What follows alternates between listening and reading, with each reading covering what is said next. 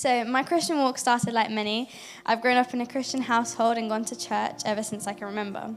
But the first time I felt like I gave my life to Jesus when I was 11, at a girls' house party down in Aurora.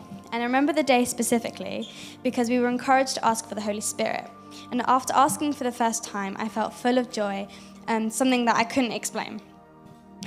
After that, however, my life consisted of Jesus highs followed by lows. And when I was 12, I really began to struggle with some things in my life that hindered my relationship with God. I lived my life through the lie that I would never be good enough to come to God, and I tried everything to make up for my bad.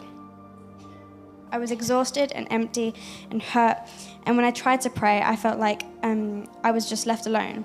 And eventually I began to doubt him and ignore him, doing everything on my own. I can't say the exact moment where God just changed me. I know that I was at my lowest, and I felt like nothing I was doing was making me feel better. When I finally decided to stop fighting my battles on my own and give things to God, and like Tim was saying, I just had to get down on my knees and just, abandon everything. But it was hard because I felt so ashamed. But through the grace of God, he surrounded me with love and support from my family and people from church, and I was able to let go. Still, I fell back into my old ways many times, but the one thing that was unchanging was that God met me every time with love, and I came back. It's taken me 3 years to begin to understand God's unconditional love and what that means for me, and to finally understand that I need to let go of everything and trust in him. The joy I felt when first asking for him has definitely come back into my life, and I have such a strong desire to share it with everyone. I want people to know that about God because for me, he's given me purpose and he showed me hope.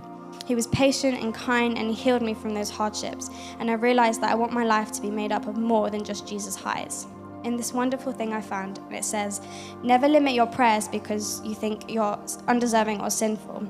You're not praying because of who you are, but you're praying because of who he is. I feel like that meant a lot because I know I gave up all hope of ever reaching good enough for God. I knew he loved me, but in my head, it was because he had to, not because he wanted to. But when I asked him to show me his love and who he truly was, he met me in a way I cannot doubt anymore, and I'm changed in him.